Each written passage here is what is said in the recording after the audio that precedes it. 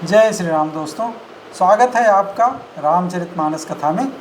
पिछले भाग में हमने देखा कि ब्रह्मा जी ने शुभ मुहूर्त निकाल करके नारद जी के हाथों जनक जी के पास भेज दिया कि कब जो है सबसे अच्छा शुभ मुहूर्त है रामचंद्र जी और सीता जी के विवाह का।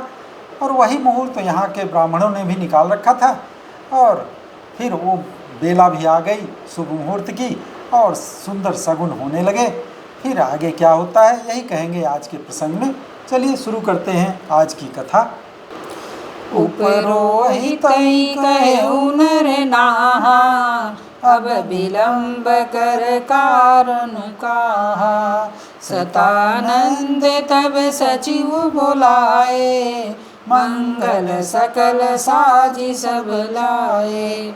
तब इसके बाद राजा जनक ने पुरोहित अपने जो उनके गुरु थे सतानंद जी से कहा कि अब क्या देर करना, अब क्या कारण है देर करने का, अब मुहूर्त आ गया है तो शादी की तैयारी की जाए।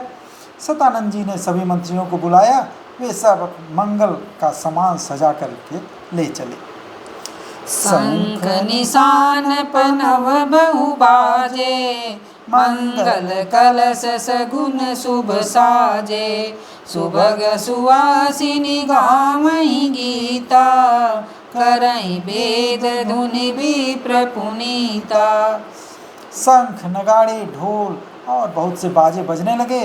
मंगल कलश और शुभ शकुन की वस्तुएं जैसे दही दूध सब लेकर के सब सजाई गईं। सुंदर सुहागिनी स्त्रियां मंगल गीत गा रही हैं और पवित्र ब्राह्मण जो है वेद का उच्चारण कर रहे हैं।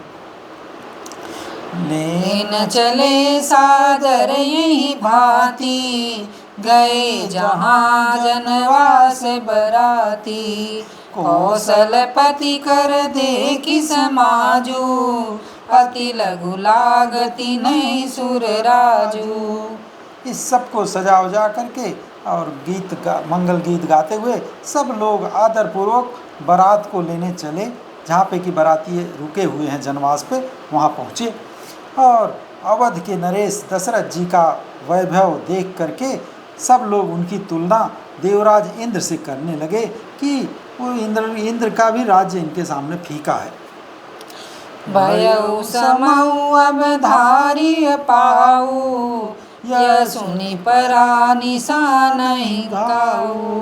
गुरहि पूछि करि कुल विधि राजा, चले संग मुनि साधु समाजा। फिर उन्होंने जा कर के विनती की, प्रार्थना किया कि भाई अब समय हो गया है, मुहूर्त का समय आ गया है, अब पधारिए, चलिए अब वहाँ जनकपुरी में वहाँ विवाह की रस्म शुरू की जाए। और ये सुनते ही नगाड़ों की ध्वनि जोर जोर से बजने लगी और गुरु वशिष्ठ जी से पूछ करके और जो अपने कुल की सब रीतियों को करके राजा दशरथ जी मुनियों और साधुओं के समाज को लेकर चल पड़े। भाग्य विभव अवधेश कर, देखी देव ब्रह्माद। लगे सराहन सहस मुख, जानी जन्म निज बाद।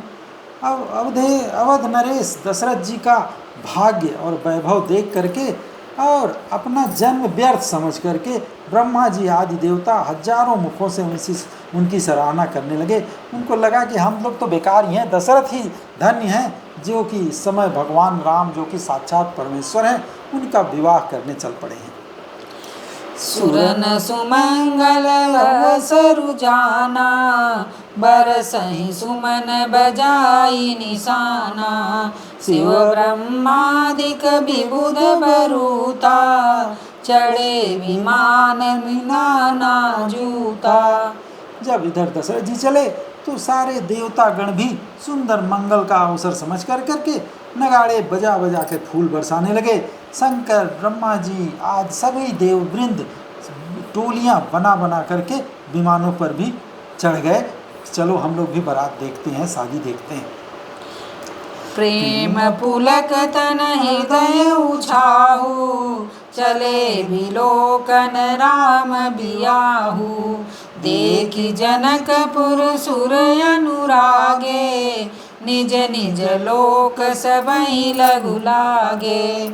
और ये सब देव देवता हैं सब रथों पर चढ़ करके प्रेम से उनका शरीर प्रफुल्लित हो गया और हृदय में इतना उत्साह था कि चलो रामचंद्र जी का विवाह देखने चलना है। और सब चल पड़े। और जनकपुर जब पहुँचे तो उनको देख करके देवता इतने अनुरक्त हो गए, सभी देवता लोग, कि उनको अपना लोक ही बहुत तुच्छ लगने लगा, छोटा लगने लगा। इतना अच्छा वैभव उस समय जनकपुरी का दिख रहा था। चितमयि चकित विचित्र बिताना, रचना सकल अलौकिक नाना। नगर नारी नर रूप निधाना, सुगर सुधर्म सुशील सुजाना। जो देवता लोग वहाँ जाके देखे, विचित्र मंडप है, एकदम अनोखा मंडप सजा हुआ है। नाना प्रकार की अलौकिक रचनाओं को देख करके भी आश्चर्यचकित हो गए। नगर के स्त्री पुरुष सब रूप के भंडार, सुंदर, श्रेष्ठ, धर्मात्मा, सुशील और सुजान हैं। ऐसा ये जनकपुरी देखा उन्होंने। किनहि देखी सब सुर सुर नारी, भय नखत जनु विदु जियारी। विधि भयउ आचरजु विसेखी, निज करनी कछु कतहु न देखी। उन्हें देख करके जो जनकपुर का वैभव था, सारे देवता और देवांगनाएं ऐसे प्रभाहीन हो गए, फीके पड़ गए, जैसे चंद्रमा के उजाले में तारागण फीके पड़ जाते हैं। तो ब्रह्मा जी को तो विशेष रूप से आश्चर्य हुआ, क्योंकि वहाँ उन्होंने अपनी कोई करनी वहाँ पे देखी ही नहीं। क्योंकि ब्रह्मा जी ने संसार को बनाया है, उनको वहाँ जनकपुर में कुछ दिखाई नहीं कि मैंने क्या इसमें बनाया है, इतना अद्भुत चीज़ मैंने तो बनाया नहीं। और आप तो जानते ही हैं कि सीता जी ने उसको नगर को विचित्र रूप से अपने प्रभाव से सजा रखा था, इसलिए ब्रह्मा जी को अपनी रचना वहाँ दिखाई नहीं दे रही। शिव समुझाए देव सब, जनिया चरज भुला। हृदय विचारऊ धीर धरी, सिय रघुवीर बिया। जब सब लोग आश्चर्यचकित हो गए देवता लोग, तब शंकर जी ने उनको समझाया कि तुम लोग आश्चर्य में मत भूलो, हृदय में धैर्य रखो। और यह भगवान जो खुद ही परम परमात्मा हैं, और सीता जी का ब्रह्मांडों के परम साक्षात ईश्वर भगवान श्री रामचंद्र जी का सीता जी के साथ विवाह होना है, इसलिए आश्चर्य मत करो इसकी सुंदरता देख करके। जिन कर नाम लेत जग माही, सकल मंगल मूल न साही। करतल होई पदारथ चारी, तेहि सिय राम कहु कामारी।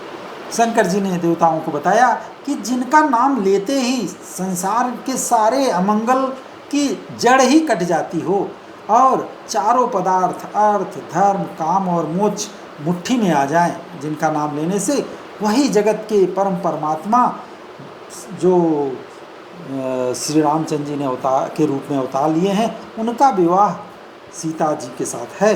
ये ऐसा जो है कामदेव के शत्रु भगवान शिव ने कहा।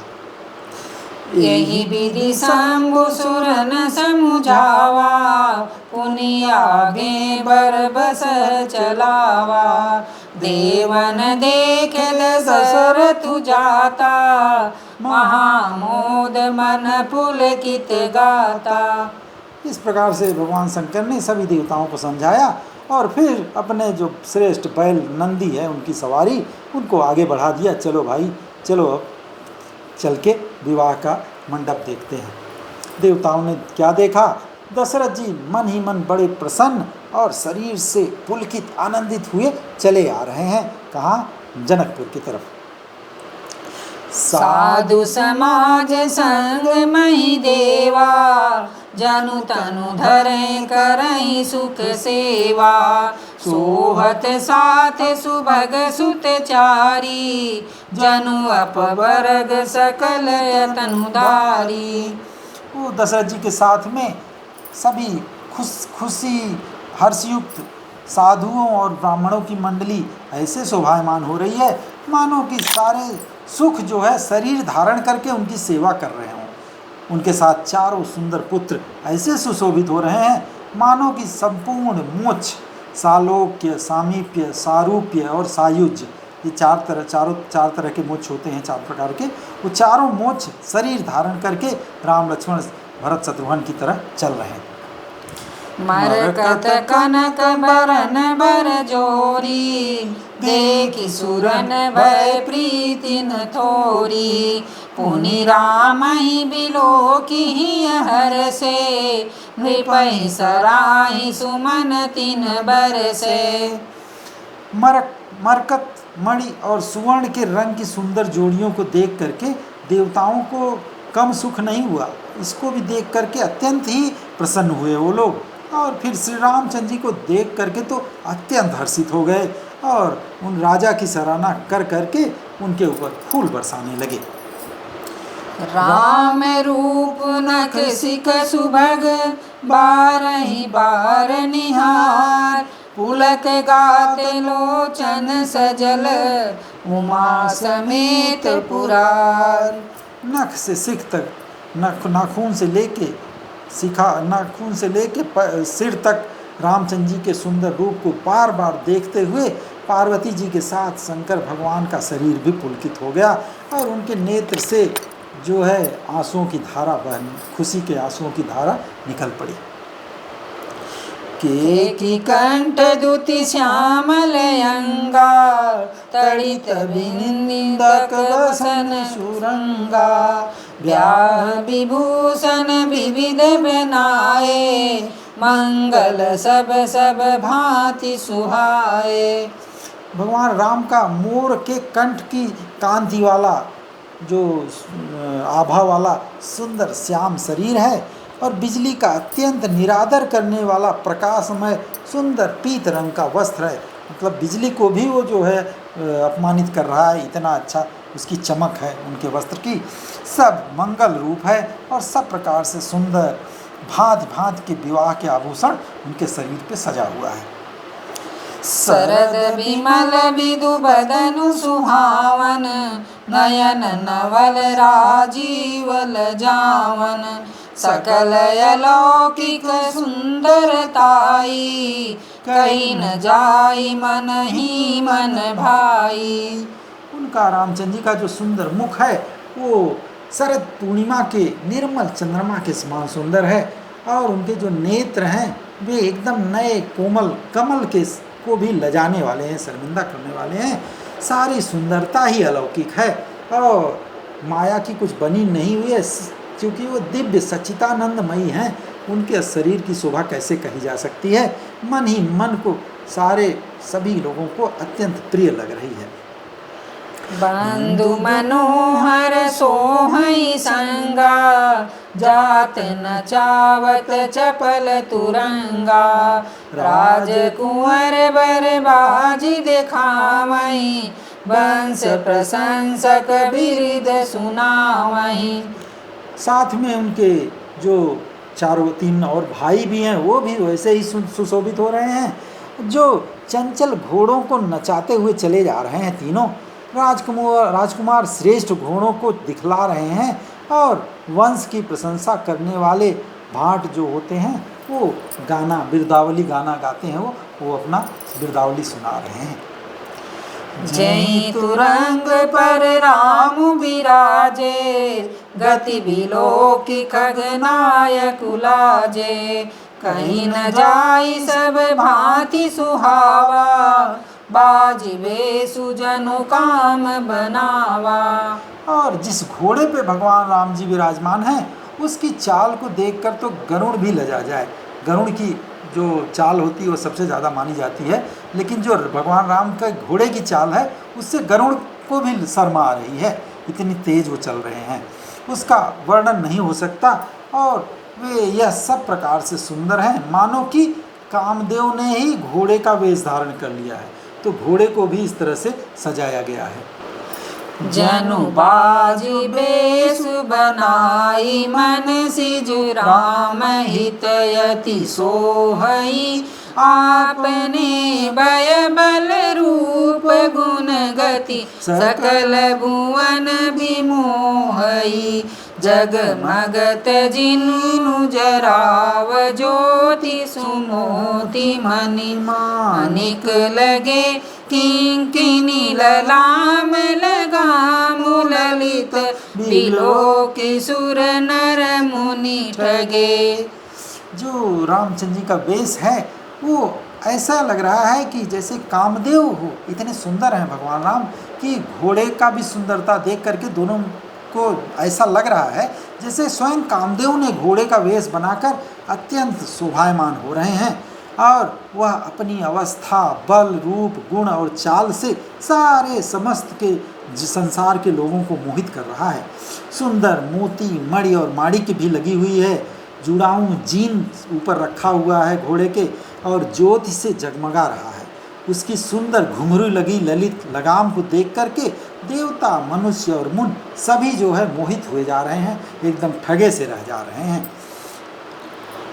प्रभु मन सई लललीन मनु चलत बाजी छवि पाओ भूषित उड़गन तड़ित घनु जनु बर बरई नचाओ। प्रभु की इच्छा में अपने मन को लीन किए चलता हुआ वह घोड़ा बड़ी शोभा पा रहा है, मानो तारागण और बिजली से अलंकृत बादल सुंदर मोर को नचा रहा हो। ऐसा जो है राम के घोड़े की सुंदरता का बखान किया है तुलसीदास जी ने। और आगे क्या होता है ये हम कहेंगे अगले प्रसंग में। आज के लिए बस इतना ही। तब तक प्रेम से बोलिए सियावर रामचंद्र की जय, पवन सुत हनुमान की जय, उमापति महादेव की जय, राधावर कृष्ण चंद्र की जय।